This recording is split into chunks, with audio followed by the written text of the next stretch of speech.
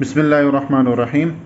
पिछली वीडियो में मैंने बात की थी कि हमें अपने मुल्क में रहते हुए फ़लस्तीन मुसलमान भाइयों के साथ हमें किस तरह उनके लिए काम करना है, उनकी मदद किस तरह करनी है। तो सबसे पहले हमने ये बताया था कि हमें पुरअमन एहतजाज करना है ताकि हम पूरी दुनिया को बताएं, सिर्फ फ़लस्तीन के लोगों को नहीं बल्कि पूरी दुनिया को बताएं कि हम फ़लस्तीन के मुसलमानों से मोहब्बत करते हैं और उनसे इजहार यकजहती में हम ये अमल कर रहे हैं। ठीक है।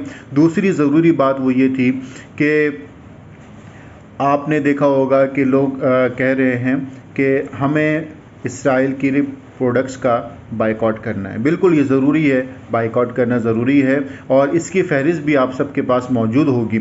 अच्छा, एक बाइकआउट वो होता है जो सिर्फ़ ज़बानी कहा जाए, अमली तौर पर उसका कोई अमल नहीं हो, तो ये बिल्कुल गलत है, नाजायज़ है। हमें इसको अमली तौर पे करना है। ठीक है। और हमने पहले भी ये अमली तौर पे करके दिखाया है और ऐसा अमल करना है, ऐसा बाइकआउट करना है जो मुस्तकिल तौर पर हो, आर्जी तौर पर ना हो, हमेशा के लिए हो।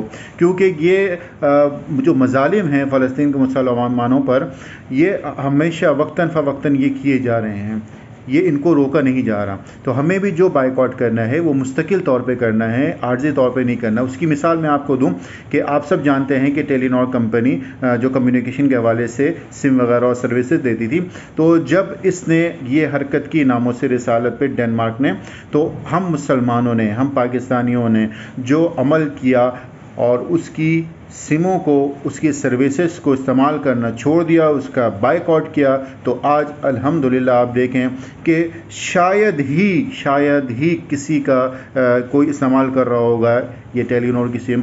बाकी सारे लोग अल्हम्दुलिल्लाह इससे शिफ्ट हो गए, दूसरे नंबर्स पे आ गए और पहले भी मोबाइल चल रहे थे, अब भी मोबाइल चल रहे हैं, किसी को कोई फ़र्क नहीं पड़ा।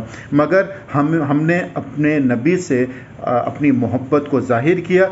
इसी तरीके से ये हमारे मुसलमान भाई हैं फ़लस्तीन वाले, हमें भी इनसे अपनी मोहब्बत का इजहार करना है और वो इजहार इस तरीके से करना है कि जो मुस्तकिल तौर पे हो। ठीक है। अगर हमने ये अमल नहीं किया तो देखें, अभी आप सबके सामने है कि ज़लज़ले के झटके महसूस हुए पाकिस्तान के कराची के मुख्तलिफ़ इलाक़ों में। तो ये अल्लाह ताला की तरफ से एक अलार्म है, एक घंटी है, आपको ख़बरदार करना है कि देखो जो अमल तुम कर रहे हो इससे तुम हट जाओ। ठीक है। आप सुकून की नींद सो रहे हैं और वहाँ पर मुसलमानों पर मज़ालिम ढाए जा रहे हैं, तो आप इस नींद को अब तर्क कर दें। आपको होश में आने की ज़रूरत है, आपको जागने की ज़रूरत है। तो ये जो झटके थे ये सिर्फ़ अल्लाह ताला ने आपको जगाने के लिए दिए थे। ये अज़ाब आप पे भी आ सकता है, ये झटके, ये ज़लज़ले, इनकी शिद्दत बढ़ भी सकती है और आप सब भी उन्हीं की तरह, वहाँ पर क्या है कि वहाँ पर एक काफिर मुसलमान को मार रहा है, मगर यहाँ पर क्या होगा, अल्लाह ताला आपके ऊपर अज़ाब डालेगा कि आपने जानते बूझते होश व हवास में रहकर अपने मुसलमान भाई की किसी भी तरीके से मदद नहीं की।